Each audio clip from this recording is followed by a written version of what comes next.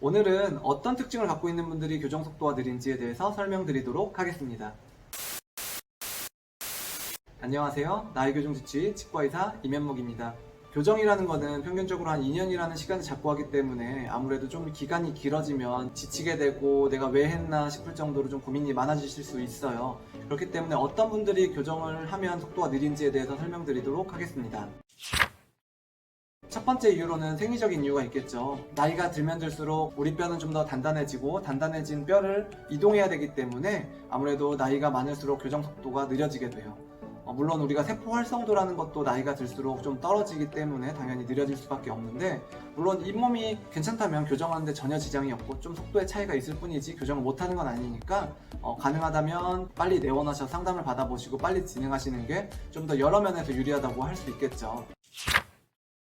두 번째 이유로는 안모라는 게 있어요. 교정하시는 선생님들이 환자가 처음 내원했을 때 환자분의 얼굴을 유심히 보게 돼요. 물론 그런 게 좀 기분 나쁘게 느끼실 수도 있겠지만, 이 교정 담당하신 선생님들은 환자분의 얼굴 타입이나 얼굴 형태에 따라서 교정 속도가 느려지게 될 수 있기 때문에 이런 점들을 유심히 본 다음에 교정 계획을 세우게 되거든요. 이런 특징 중에 하나로 층모로 봤을 때 이 벌어진 정도를 봐요. 머리통을 기준으로 아래 턱뼈가 벌어진 정도를 좀 보게 되는데, 이 벌어진 정도가 좀 적다면 교정 속도가 좀 느릴 수 있거든요. 벌어진 정도가 좀 적은 경우에는 주로 갖고 있는 특징들이 이 턱뼈들이 좀 발달되어 있는 경우가 많아요. 사각턱을 갖고 있는 친구들이 좀 많거든요. 그런 분들이 아무래도 좀 저작 힘이 세기 때문에 교정 속도가 느리게 되는 경우가 좀 많은 것 같아요. 다른 친구들보다 좀 닫혀있고 좀 사각턱이다 하면은 교정 속도가 좀 느릴 수 있다는 점 유의해두고 시작을 하시는 게 좀 좋을 것 같아요.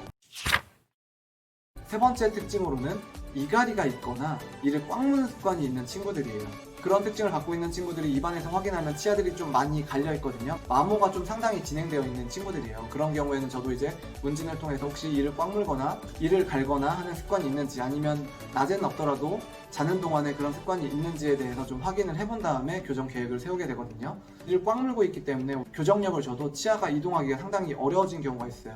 이를 꽉 물거나 이갈이가 있는 친구들이 아무래도 이 주변 턱뼈가 상당히 단단한 경우가 많기 때문에 이런 단단한 뼈를 이기고 치아가 이동하기 위해서는 아무래도 상당한 시간이 걸리겠죠. 그럼 이런 분들은 어떻게 교정을 해야 되는지, 어떻게 하면 교정 속도가 좀 빨리 끝날 수 있는지에 대해서 설명드리도록 할게요. 첫 번째로 좀 어린 나이에 찾아오는 게 좋겠죠. 그리고 두 번째로 보톡스를 활용하는 방법이 있어요. 이 턱이 발달하거나 저작힘이 좀 센 친구들, 아까 말씀드린 것처럼 이갈이가 있거나 이를 꽉 무는 습관이 있는 친구들 같은 경우에 이 저작근이나 이 쭉두근이라고 하죠. 이 쭉두근에 보톡스를 맞게 되면 이 저작힘이 좀 빠지게 되는데요. 그 빠진 상태에서 교정을 하게 되면 교정 속도가 좀 빨라질 수도 있고요. 이갈이가 좀 습관이 줄어드는 경향이 있기 때문에 서로 좀 도움이 될 수가 있어요. 물론 사각턱인 친구들은 안무 개선 효과도 있기 때문에 상당히 도움이 되겠죠. 저는 이런 경우에도 환자분들에게 보톡스를 추천드리는 경우도 많고요. 물론 치과에서 맞아도 되고 피부과에서 맞으셔도 돼요. 둘 다 비슷한 효과를 볼 수 있기 때문에 보톡스를 활용하는 방법이 좀 추천된다고 볼 수 있고요. 다음 방법으로는 교합을 띄우는 방법이 있어요. 이건 교정적인 방법인데, 이를 꽉 물고 있는 습관을 좀 없애거나 아니면 그런 물고 있는 시간을 좀 줄이기 위해서는 우리 교합을 띄우게 돼요. 특정 부위만 치아가 닿게 한 상태에서 교정을 진행하게 되면 아무래도 치아가 맞물려 있는 시간이 좀 줄어들기 때문에 치아 이동하는 데 좀 더 효과적이라고 볼 수 있겠죠. 앞니에다가 안쪽에다가 바이트를 좀 올려놓은 다음에 교정을 진행하게 되는 경우가 많고요. 물론 어금니에도 올리는 경우가 있어요. 그리고 마지막으로 할 수 있는 방법으로는 랩 현상이라고 할 수 있는데, 랩 현상이라고 하는 거는 영어 약자예요. 여기 이런 현상인데, 그러니까 어떻게 하냐면 우리 잇몸에다가 외상을 주는 거예요. 물론 다른 얼굴에다 외상을 줄 수도 있겠지만 얼굴에 외상을 주면 안 되기 때문에 입 안에다가 간단하게 마취를 한 다음에 잇몸뼈를 조금 구멍을 낸다거나 잇몸뼈에 좀 상처를 줘가지고 염증 기전을 발생시켜요. 치아 이동하는 과정과 염증이 치유되는 과정은 상당히 비슷하거든요.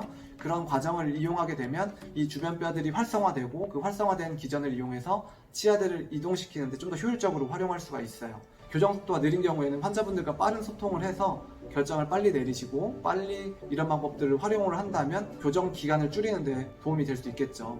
이것 외에도 몇 가지 방법들이 좀 더 있겠지만 저는 이런 방법들을 좀 활용하는 편이어서 오늘은 설명드렸고요. 좀 유익하셨나요? 다음엔 좀 더 유익한 정보들로 찾아오도록 하겠습니다. 네, 감사합니다.